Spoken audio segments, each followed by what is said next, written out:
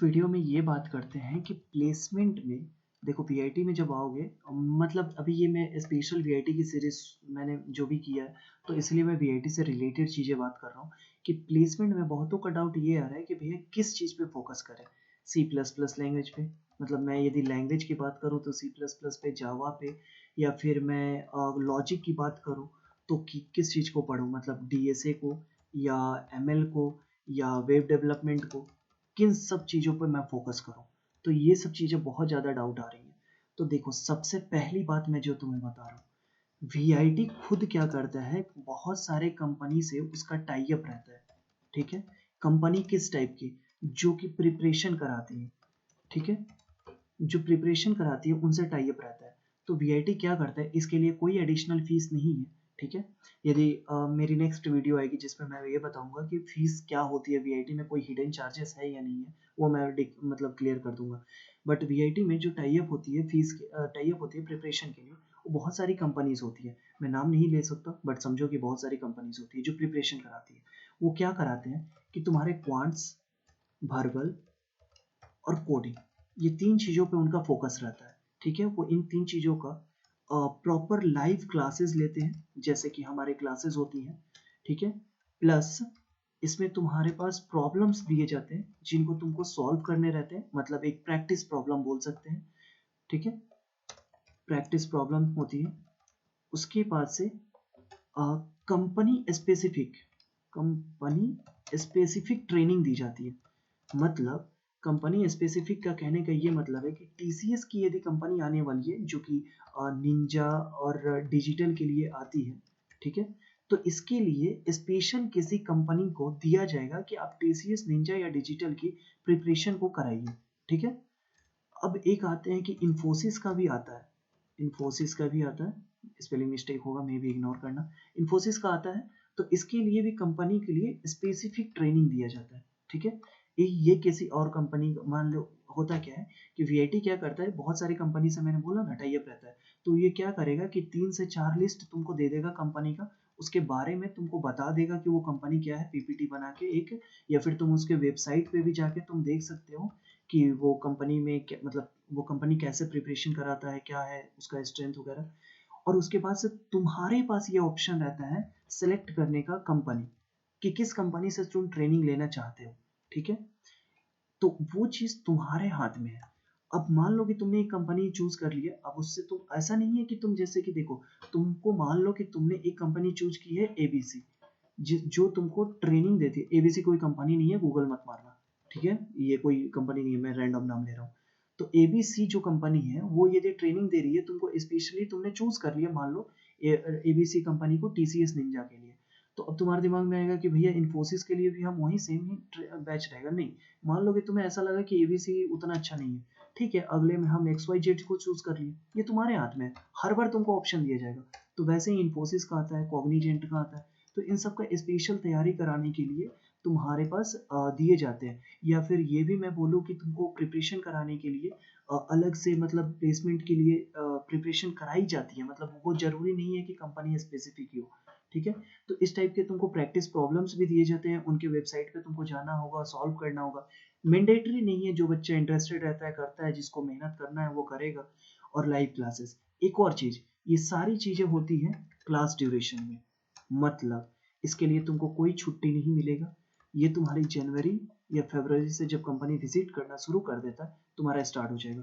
May be इस बार तुम्हारा session जो कि सितंबर में स्टार्ट होने वाला है, आई थिंक सितंबर या अक्टूबर में, तो मे बी तुम्हारे बैच, तुम्हारे लिए ये सारी चीजें मार्च या अप्रैल से ये शुरू हो, मे बी।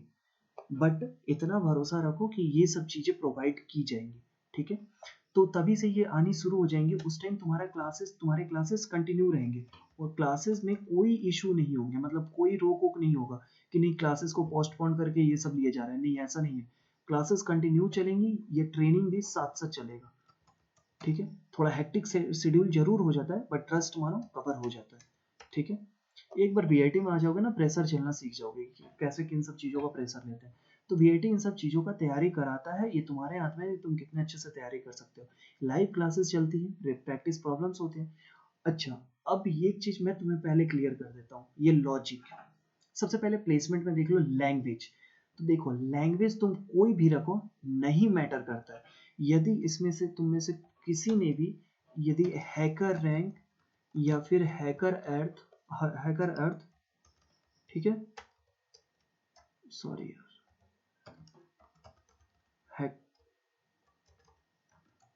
हैकर रैंक या हैकर अर्थ, इन पर कोडिंग की होगी, ठीक है, तो उनको पता होगा कि जब भी वो कोड करते हैं तो उनके पास मल्टीपल लैंग्वेज का ऑप्शन रहता है, समझ गए?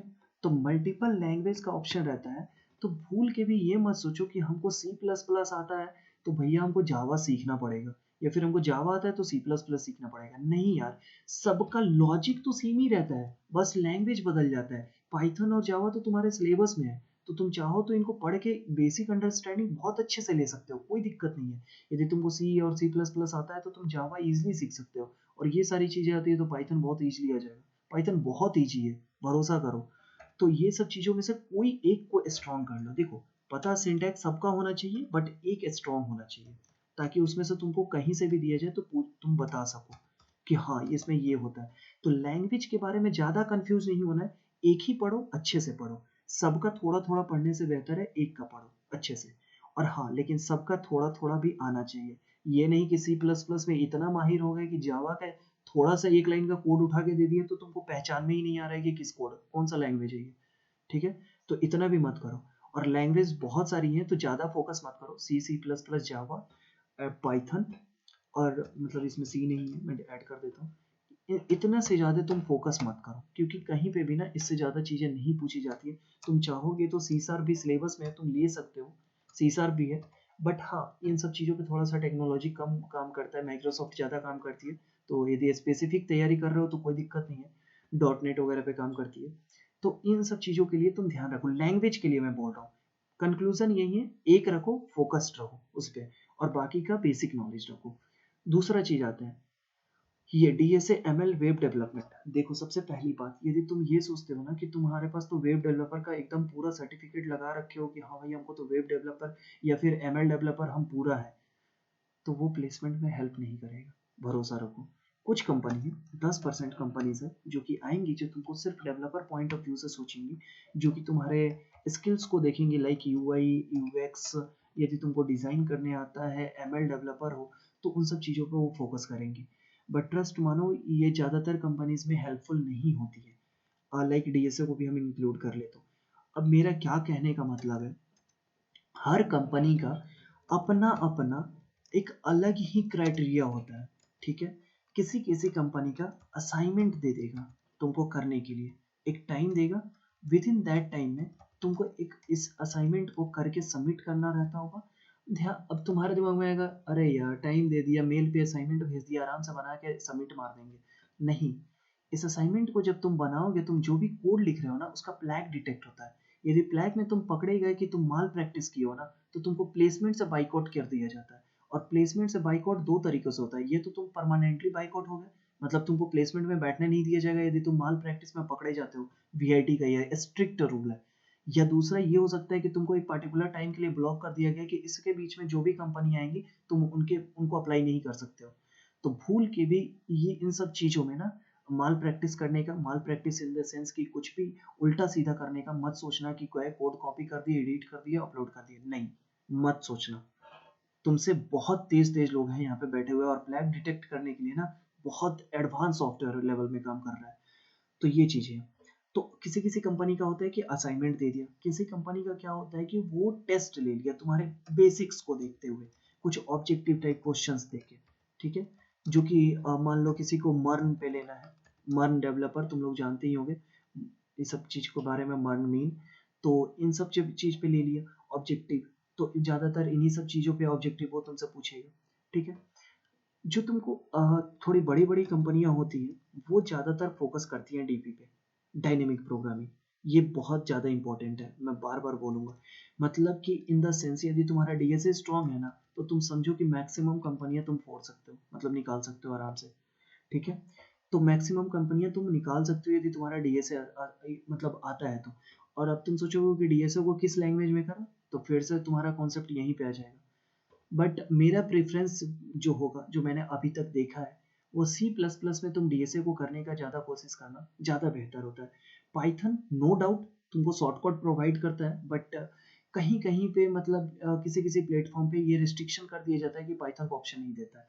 लेकिन मैक्सिमम केस में ये दो चीज़ों का ऑप्शन तुमको जरूर रहेगा, that is C plus plus and Java. So DSA करने के लिए तुमको एक लैंग्वेज चाहिए, कोई भी एक पकड़ लो डीएसए को और करना शुरू कर दो, ठीक है। तो डीपीओपी इसमें से ज़्यादा पूछता है, डीएसए को कैसे करना है इन सब चीज़ों के लिए वीडियोस भरे पड़े हैं कि कंपनी के रिलेटेड कैसे तैयारी करना है। मैं सिर्फ वो चीज़ें बता रहा हूँ जिनको जिनको लेके तुमको प्रॉब्लम होंगी, ठीक है। एमएल वेब डेवलपमेंट तुमको आता है, नो डाउट ये तुम्हारे लिए एडिशनल है, ये तुम्हारे रिज्यूम के बेटर बनाएंगे, ठीक है।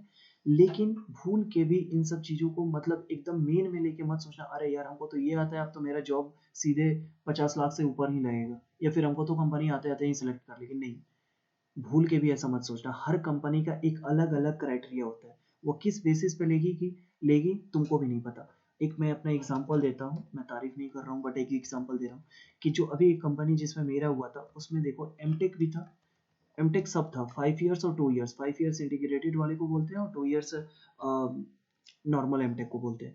एमटेक भी था और एमसीए भी था, लेकिन जो सिलेक्शन हुआ उसमें से मात्र 3 स्टूडेंट का हुआ, जिसमें हम भी थे, स्टूडेंट का हुआ था, और वो तीनों एमसीए बैच के ही थे, ठीक है। 2 वेल्लोर कैंपस से, एक चेन्नई कैंपस से। अब इमेजिन करो कि पूरा एमटेक का क्यों नहीं हुआ उसमें, जरूर कुछ ना कुछ तो दिक्कत हुई होंगी। आई मीन असाइनमेंट के बेसिस पे जब कंपनी ने लिया तो कुछ ना कुछ तो दिक्कत हुई होंगी। तो ऐसा ही चीजें होती हैं, तो ये भूल के भी मत सोचना प्लेसमेंट में कि एमटेक बैठ रहा है एमसीए के साथ बैठ रहा है तो भैया एमसीए का तो लेगा नहीं। ये भूल के भी ख्याल मत लाना, इसमें भी हुआ है, ये किसी और का एग्जांपल नहीं, मैं खुद का दे रहा हूँ। एक चीज़ मैं और बता देना चाहता हूँ कि देखो जो भी कंपनी आती है ना, तो पहले उसका रजिस्ट्रेशन होगा तुम्हारा, ठीक है। उसके कुछ दिन बाद से तुमको उसके लिए मतलब आता है टेस्ट वगैरह शेड्यूल करता है, मतलब 1 दिन 2 दिन 4 दिन 10 दिन, लेकिन सेम डे नहीं होता है, मतलब जनरल केस में मैं बता रहा हूँ।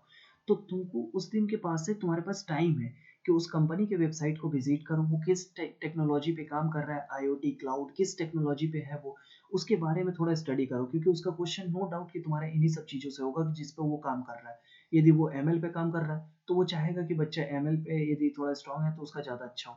तो ये सब चीज़ें ज़्यादा मतलब दिमाग में रखना इन सब चीज़ों को लेके, ये कंपनी किधर फोकस करती है। बेसिकली कंपनी जहाँ काम करेगी फोकस उसका उधर ही रहेगा।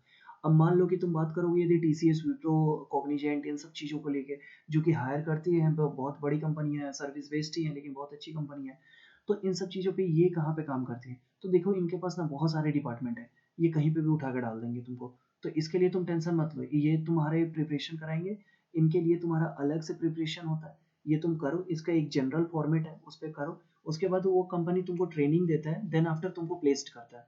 तो इन सब चीज़ों को लेके आई थिंक अब तुमको कोई डाउट नहीं आना चाहिए, बट यदि फिर भी आता है तो तुम पूछो, यदि मेरे से कुछ छूट गया होगा तो मैं स्टिल कमेंट में बता दूंगा। बट यदि अभी भी तुम्हारे मन में कोई क्वेश्चन हो तो पहले पिछली वीडियो को देख लो एक बार, और तब क्वेश्चन करना ज़्यादा बेहतर होगा। That's all.